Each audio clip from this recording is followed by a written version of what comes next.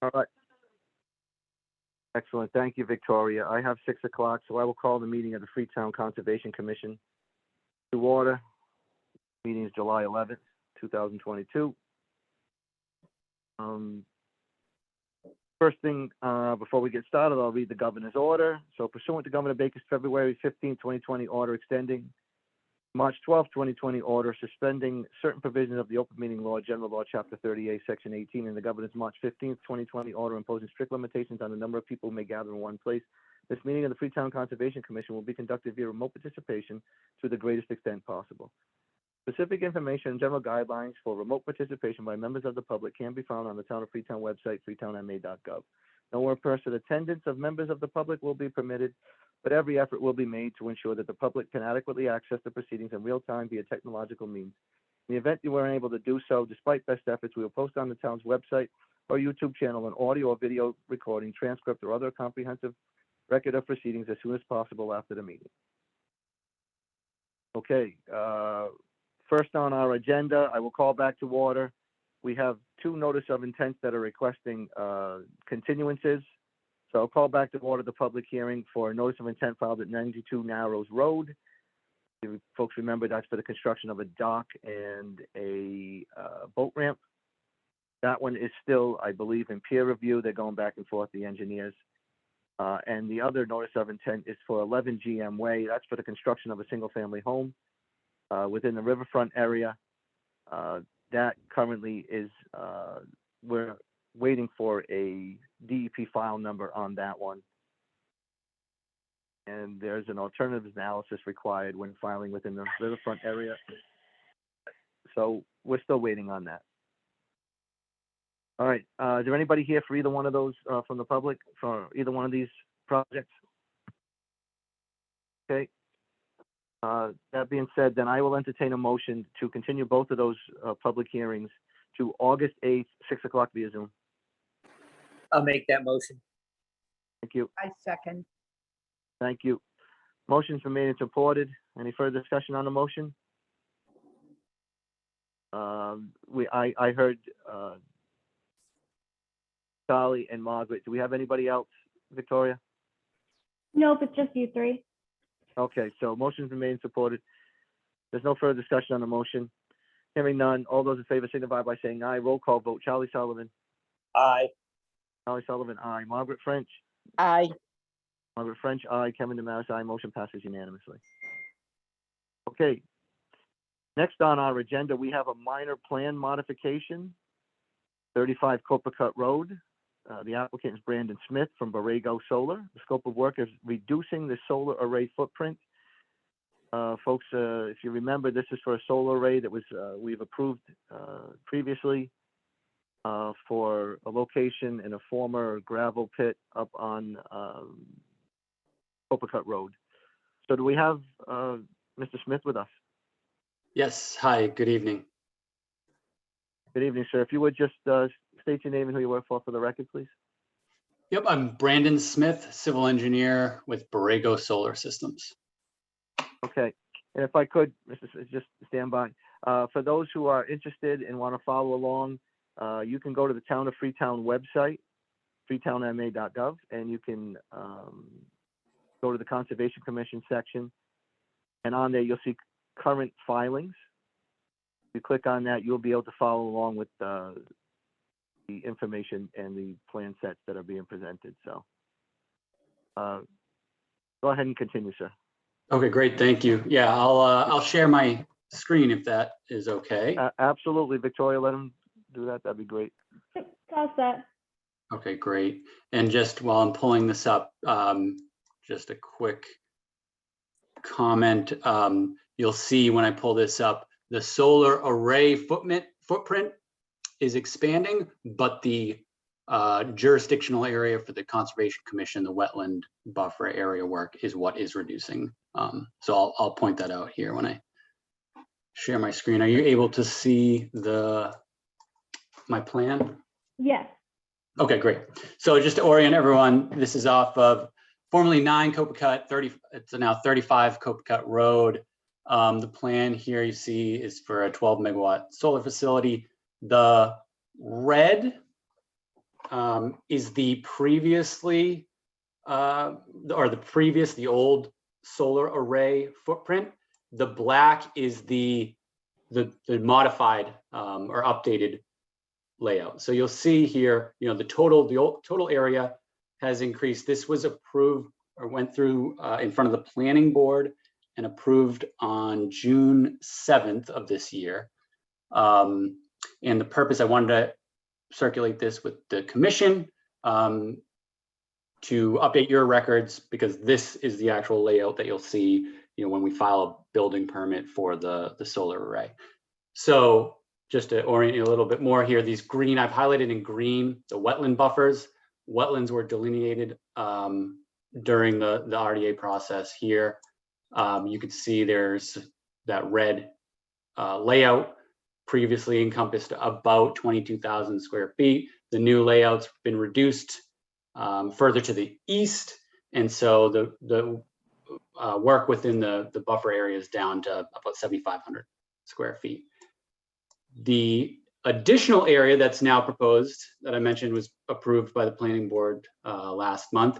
You'll see does not encroach in any of the wetlands or wetland buffer work that was previously approved by the commission on this northern property. So the blue line that you see there, that's the perimeter fence for the solar facility. So as I mentioned, I wanted to, I think this is a reduction in the actual wetland buffer work for the solar facility, but I wanted to pass this by the Conservation Commission, update the records, since the planning board did recently approve that. Yeah, I guess just one question. I appreciate your efforts to reduce the impact within the buffer zone and reduce the overall impact, so thank you. I'm assuming because it's gone through planning board, but I shouldn't assume that, was there any consideration or was there any review relative to stormwater? Yep. Was it determined that you're still in compliance with stormwater, right? We're not creating any more detention basins within the buffer zone, right? It's all that is staying the same. Correct, and that was good question, because that was raised while we were in front of the planning board, and it was reviewed by a third-party engineer and determined to have basically no effect to the existing stormwater structures that you see here proposed for that northern area. So that's correct. It was looked at, and there's no additional work required or proposed as part of this change to those stormwater features. Kevin, Jim Resendes, if I could just add to that. When we went to the original order of conditions still applies with the gravel operation. This is the area, the total area of the gravel operation. When we went to the planning board, they sent it back to EPG just for the drainage calcs to be checked to make sure that we're not adding any more water to any of the basins. And EPG confirmed that we are not. Excellent. Okay. Thank you. Yeah, that would, I think that would be the only thing that the commission would be concerned about. And essentially you're asking, do these changes rise to the level that would require a no filing or notice of intent? And I would suggest that with peer review on the drainage, maintaining its opinion that it's a de minimis change, and with reduction within the buffer zone, overall lessening the impact on the wetlands and buffer zone activity. We haven't in the past, and it would be my opinion, and I'll defer to the rest of the board, but it would be my opinion that this can be handled with us being submitted a new plan set for a plan of record and does not require a new filing of a notice of intent. So if the board concurs and they would like to make a motion as to such, I would be happy to move on. I'll make that motion. Thank you. I will second.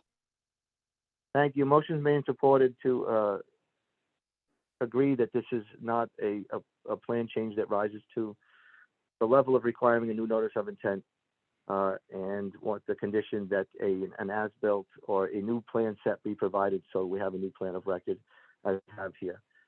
So that being said, I have a motion and second. If there's any other discussion on the motion? None, all those in favor signify by saying aye. Roll call vote. Charlie Sullivan. Aye. Charlie Sullivan, aye. Margaret French. Aye. Margaret French, aye. Kevin Damaris, aye. Motion passes unanimously.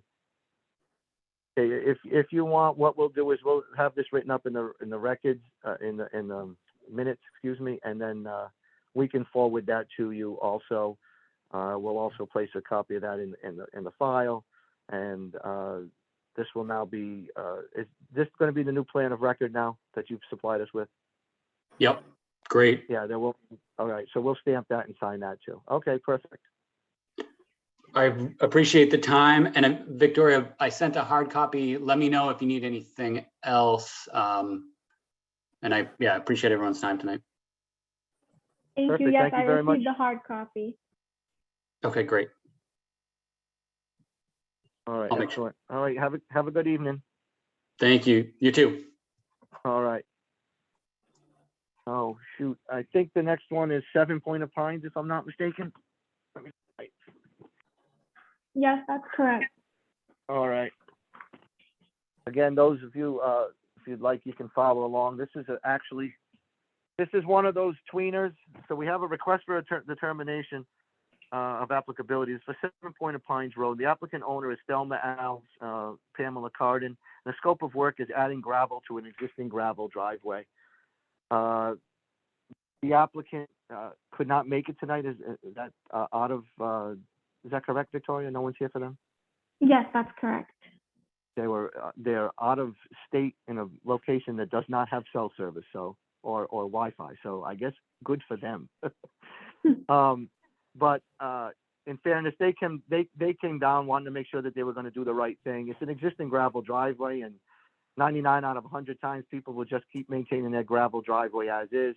And quite honestly, we pulled up on the GIS, and because it wasn't surveyed plans, it looked like they might be between 90 and 100 feet for a very small portion of the driveway up closer to the road. So they wanted I to, know that- and Excuse me, Kevin. I know this Yeah. helps. And Okay.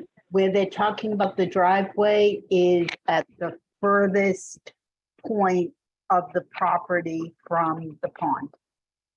yeah, it's actually not even the pond that's the wetland of concern, or that we're talking Yeah. about. You know, there's a wet area on the other side. So I guess out of abundance of caution and just wanting to have a paper trail and just wanting to make sure they said that they did everything right, they asked and you know, to file an RDA, and they didn't realize the date of the meeting, so I'm sure they would have planned a bit better. But I've been to the site myself, Margaret. Thank you for sharing that. And quite honestly, I don't take any exception to them maintaining an existing gravel driveway, you know. So, you know, if it was going to be paved, we might have, you know, consideration, what are we going to do with the drainage and all, but in this instance, it's a gravel driveway. So that being said, if nobody has any other questions, then I will entertain a motion that we issue a negative determination number 3. That while the area is in a buffer zone, it will not dredge, alter, or fill a resource area, so the filing of a notice of intent is not required. I'll make that motion. Thank you, sir. I will second. Thank you very much. Motion's been supported. Is there no further discussion on the motion? If none, roll call vote. Charlie Sullivan. Aye. Charlie Sullivan, aye. Margaret French. Aye. Margaret French, aye. Kevin Damaris, aye. Motion passes unanimously. All right, Victoria, we'll get that out to him. Next on our agenda, item number 4, we have a request for determination of applicability. This is for 9 GM Way. The applicant owner is Mario and Sedalia Cabral, and the scope of work is the construction of a new single-family home with associated utilities. And again, you can find this on our on the website to follow along with. Now, this is another one. Do we have the applicant's representative here tonight? Good evening, Niles Zager from Zenith. Good evening, Niles. And in fairness to this process, this is a little bit of a tweener again, in that when you put an overlay on this section, it shows that the flood zone would actually be up, and this work would be done in the flood zone. But prior approval through Planning Board and Conservation Commission for the actual subdivision construction allowed for fill to be placed to move all those buildable portions of the lot, if you will, the building envelopes, to be at an elevation that brings them out of the flood zone. But because it's not on the flood map, the change hasn't made it to the flood map yet. I think we all just decided that let's file an RDA, let's again, paper trail to keep everybody on the right side. So that being said, Niles, if you would like to make a presentation or just tell us a little bit about it. Absolutely. So pretty much exactly like the chairman said, like Kevin said, this was previously approved under an order of conditions for the roadway known as GM Way, as well as it showed, single family homes along those lots that were all within this land subject to coastal storm flowage, flood zone AE 14. And we are now proposing a home within that area. So again, the work has not changed other than the home is, just more details shown now. The well is shown, the driveway and grading as such, but the limit of work has not changed, and the work is also not located within any of the natural heritage boundary. So this, like Kevin said, this has already been previously approved, but because it really is still mapped as a AE 14, in all fairness, I think it was the right move that Kevin decided to go with the RDA, and that's why we're here before you. All right. And just to take that one step further, had no homes been built or proposed to be built, and the LOMA had gone through and the new flood map had been changed, then this area would not be shown in the flood zone any longer. So, but here we are. So, does anybody have any? I think to move forward, they would have to file a LOMA to actually get it out. I agree with that 100%. Does anybody have any questions or comments or concerns? And again, it would only be a concern if it was still in the flood zone, but it's not in the flood zone. So it's already at elevation 14 and higher. So again, I think this is just a cleaner paper trail for everybody involved. So if there are no questions from the board or comments, then I will entertain a motion to issue a negative determination that the proposed work does not require the filing of a notice of intent. I'll make that motion. I'll second. Motion's made and supported. Any further discussion on the motion? Hearing none, all those in favor signify by saying aye. Roll call vote. Charlie Sullivan. Aye. Charlie Sullivan says aye. Margaret French. Aye. Margaret French says aye. Kevin Damaris, aye. Motion passes unanimously. All right, thank you again. We'll get that paperwork signed and get it out to you Thank as you. quick as we can. Yep, you're welcome. Don't go far. I think you're our next victim. I'm going nowhere. Next on our agenda, we have a notice of intent. This is a new public hearing, filing for a notice of intent for 165 South Main Street. The applicant is Valtran, and the owner is Resendes Family Limited Partnership Number 1. Representative is Niles Zager of Zenith Consulting Engineers, LLC. And the scope of work is the construction of a parking lot with associated vegetated swale, stormwater basin. Since this is a notice of intent, I will call the public hearing to order and ask for a motion to waive the reading of the public hearing notice. I'll make that motion. Thank you. I'll second. Thank you. Motion made and supported. Any further discussion? Hearing none. Roll call. Charlie Sullivan. Aye. Charlie says aye. Margaret French. Aye. Margaret says aye. Kevin Damaris says aye. Motion passes unanimously. All right. Again, if you're here from a member from the public, you can go onto the town's website, freetownma.gov, go to the section for Conservation Commission. On the left-hand side, you'll see current filings. And you will see the notice of intent and plan set that were supplied to All right, I say that now, but I don't see it on there. Victoria, is it on the town's website?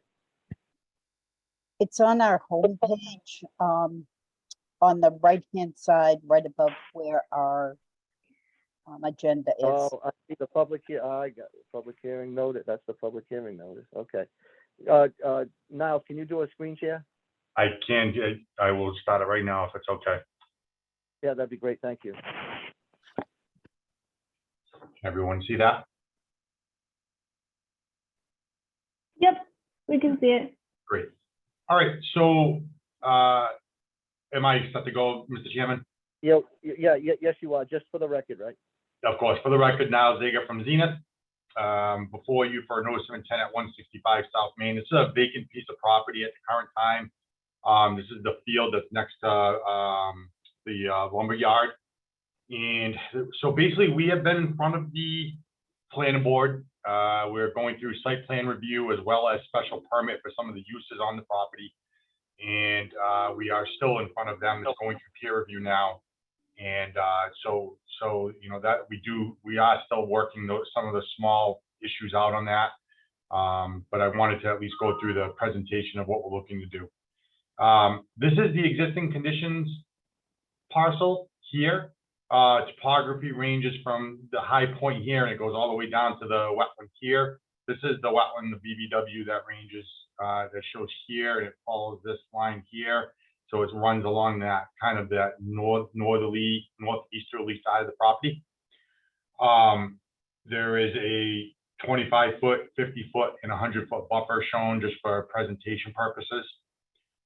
Going to the layout of the property, what we're proposing is multiple uses. We're proposing a fairly large service building with 7 bays, as well as a 3-story office/retail building with associated parking. The parking is located in this shaded area here, as well as this full gravel area here. This is the kind of the gravel parking lot that's going to be used for parking/storage. So basically what we're looking to do, let's go to the next sheet. The work that we're proposing, and that's jurisdiction that is within your jurisdiction, is everything, as you're aware, within the 100-foot buffer zone, which is this line here. Runs like this. So as you can see, the building is completely out of it. It's basically portions of the parking lot and the entire drainage system as far as the vegetated swale that discharges or conveys the stormwater to this constructed stormwater wetland, which is basically like a glorified detention basin. This is being reviewed currently by EPG, Environmental Partners, through the planning board process. And this is one of the things that we're kind of going through with them right now. Basically what this does is it conveys all the stormwater through catch basins and deep sump catch basin, deep sump manholes into either the vegetated swale or directly into this. And this has been designed to handle up to the 100-year storm event, which is required under DEP stormwater management. We are maintaining at least a 5-foot to 10-foot buffer along the wetlands edge here. The wetland line that you see before you was refreshed by Steve Schmiel of Hydric Solutions. However, this was approved by the commission under an ORAD a few years back. I believe for the state, because this was actually looked at by the state of Massachusetts, I believe. Jim Resendes might have a little bit more information on that, but this line was originally approved in under the commission's jurisdiction. This plan here, it kind of just shows the grading and where everything's going to go. This next sheet is kind of really the more important one for conservation purposes. This is the erosion control plan. This is more geared towards the construction end of it and post-construction end of it. This shows the limit of work. It shows the silt sock that's being utilized. It also demonstrates areas of where we're going to stockpile material, which is kind of right in the middle of the site here. We're proposing silt sacks in the catch basins, which help protect the drainage system during construction. And basically, once this is all constructed, all the drainage system, the parking lot, the building, everything has been constructed, everything will be loamed and seeded. That's not, you know, either gravel or pavement or building, and will be stabilized by loam and seed. The idea is obviously to stabilize the entire site so we don't have any erosion to the wetland or off-site to any abutting properties or to the South Main Street. So again, this also spells out a post-construction operation and maintenance plan that talks about cleaning of the drainage system, things of that nature, making sure that if there's any erosion that is happening, that they have to maintain it. And this is something that is being reviewed by EP as well during the peer review process. And then the rest of this is just the landscaping plan, which really is really not much there. And then the rest is just detail sheets. So this is really the more important one here. And I think that, so basically what we're doing is we're continued till August 16th to go back in front of the planning board. There will be some minor changes to the plan that really shouldn't affect any of the limit of work or shouldn't affect anything that you see. It's all minor details as far as lighting and just some explanations and conditions on parking and things on the drainage system, things of that nature. So like I said, we definitely want to continue only because we want to make sure that we have the most up-to-date plan for the next meeting with the commission. However, you know, what you see before you should be 95% what you see when you see the final plan. So that being said, I'd be happy to answer any questions that the commission has. Okay, thank you very much, Niles. Thank you. So you are right. We had previously approved this delineation a while ago, and has been confirmed by the board, and it's pretty straightforward. It's either not wet or it's wet over there. That's not one difficult thing. Why don't you just talk about, because I know it's a little peer review, your proposed drainage basin. If you could just briefly talk about that, and then we'll continue it to the next meeting. But I think you have an interesting concept that you're trying to utilize here. Yes. So this is what's considered a constructed stormwater wetland. So this is the detail of it here. I'm going to zoom into it a little bit just to make it a little bit easier for everyone to see. So there's multiple ways that the water can get into it. It can either get directly piped into it, which it is from portions of the site, the areas that are being just conveyed through the deep sump catch basins and manholes. And then it's being directly piped into the forebay, which then gets into the basin, or it's being conveyed through that vegetated swale, which is capturing some of the gravel area and building, but mostly it's capturing off-site flows that are coming onto the site that we have to also take into account. And basically what happens is it comes in, this is the forebay, which is what settles out the silts and the finer material. It then overtops this berm, this gravel filter berm that you see, and then it gets into this basin. This is what we call a constructed stormwater wetland. And why we call it that is what happens is we're digging this into the water table and we're providing vegetation, wetland vegetation at the bottom. There's a seed mix. So this plant bottom of basin with the knee wetland mix. And it talks about the rate of application, things of that nature. So essentially with stormwater, DEP stormwater, this gives you better TSS removal, better water quality volume, things of that nature. So it is a much better, just overall filter for the stormwater that enters and leaves. And it's very, very, very low maintenance, because once the vegetation establishes itself, there's really no maintenance at all. It's basically like leaving it as a wetland itself.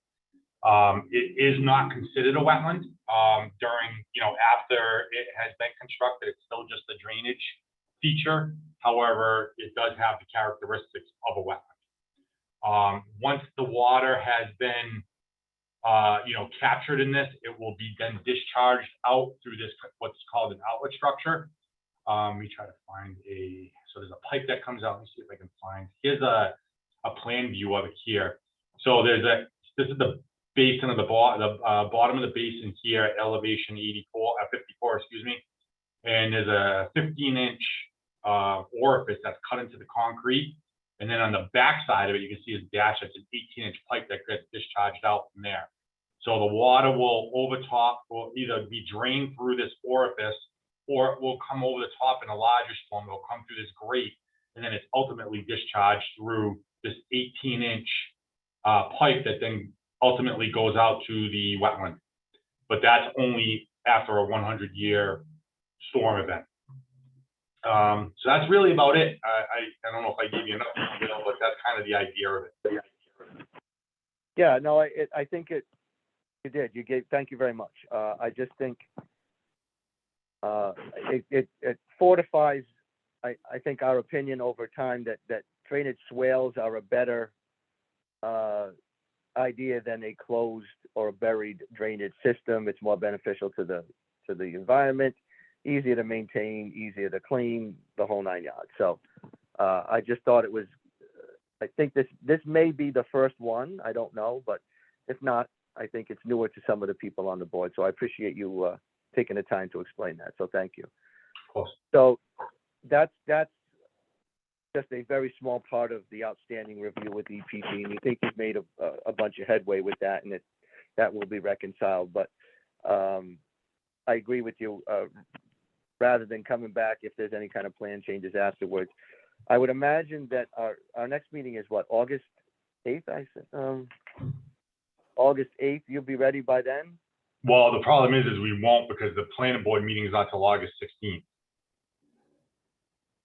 Well, let's just say, well, we can continue it to the 8th. If you've gotten peer review back in time and they Yes. don't take any other issues, then we certainly could move forward, I think, and consider it. I like that idea. And if not, Niles, we'll just continue it to our next meeting and we'll go from there. I like that idea. I mean, obviously I can't answer for EP, but my goal is to get these changes made this week and into EP's hands either by later this week or early next, which gives them, Okay. should give them more than sufficient time, because it's very minor changes that we're making. It's more just a response letter. So I think we should be able to get a response back by then. Right, really, at the end of the day, right, I know it's a bigger project and everything is connected, but, ultimately, what we're going to be concerned with is work in the buffer zone, which again is limited to the buildings not in the buffer zone. It's just the parking lot, gravel, and your drainage work.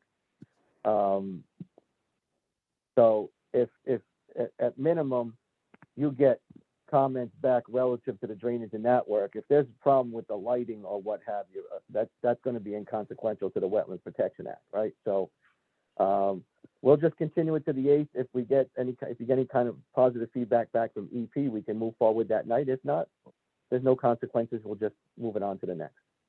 Perfect. I appreciate that. All right, no worries. Does anybody from the board have any questions or comments? I'm all set.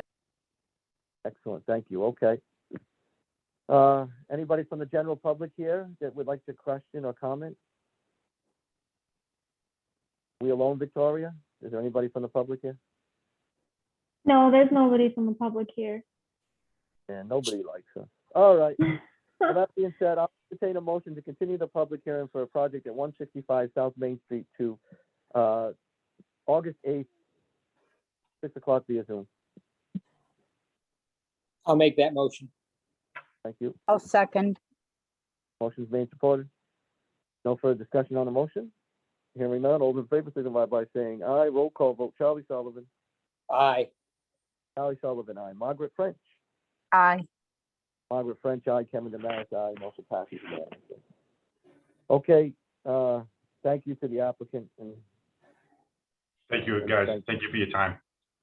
sure thing. Have a great night. Take care, guys. All right, bye. Take care. All right. Next on our agenda is item number 6. Holy smokes. That was a lot of reading and reviewing, and I have to, not for nothing, and being in this business, this municipal business, Charlie and Margaret, you know this too, right? Doing the minutes is probably one of the least favorite things to do that an employee has to do. I've had to do plenty of them in my time. I think we've all had to share that duty. So, and I can tell you, it's probably very, very difficult oftentimes when you're dealing with someone else's recording or handwritten notes or whatever. So Victoria has been doing a bang-up job, and this is the final chapter. We are now officially caught up to date. Is that correct, Victoria? Yes, once you vote on it. Excellent. So, that being said, I just want to thank you again for getting this all squared away. So, Thank you. Margaret or Charlie, do you have any comments or questions on the minute? Nothing other than Victoria did a very good job. Thank you very much. Thank you. Thank you. Thank you. I second Um, that. Good job, Victoria. Thank you, guys.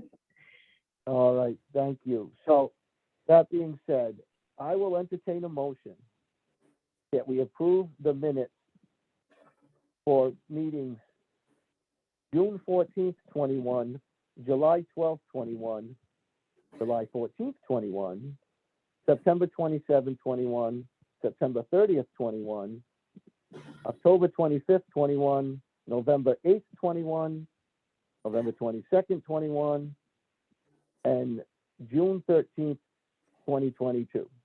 I'll entertain that motion. And I'll make that motion. I Thank second. Motion made and supported. Any further discussion on the motion? Hearing none. Roll call vote. Charlie Sullivan. Aye. Charlie Sullivan, aye. Margaret French. Aye. Margaret French, aye. Kevin Damaris, aye. Motion passes unanimously. Excellent. Does anybody have anything else that can properly come before the board, or any other questions or comments or concerns? Margaret, you're dealing with your little deal over there, but that's over in Lakeville, huh? Yeah, I was not able to get a picture, and Okay. he hasn't done it since, but I have my Okay. phone. Maybe problem solved, right? So. Yeah, I doubt it. All right, if there's nothing else to add, nobody has anything, then I will happily entertain a motion to adjourn. So moved. I'll second. Excellent. Motion made, supported. No further discussion on the motion. Hearing none. Roll call vote. Charlie Sullivan. Aye. Charlie Sullivan, aye. Margaret French. Aye. Margaret French, aye. Kevin Damaris, aye. Motion passes unanimous. All right, folks. I think we meet very shortly. Is it on the 25th? Yes, the 25th. And why are we meeting on the 25th July? again? Yes. Yes, we were supposed to only have one meeting, but we received a filing from the Long Pond Association That's for correct. some weed pulling, some invasive weed pulling in the pond. Yeah. Yes. So long story short, you folks probably already know that they're trying to eradicate the invasive weeds over there. So Long Pond Association got together. So that's why we have to meet on the 25th. It'll be brief. They need to get this in time to get the funding from the state. So long story short, we're going to be meeting on the 25th. Like I said, it'll be very brief. All right. No problem, Kevin. Okay. All right. Excellent, folks. All right. Stay safe, everybody. Just take care. Have a good night. Good night. Thank you. You too. Yeah. Good night. Yeah. Bye-bye now.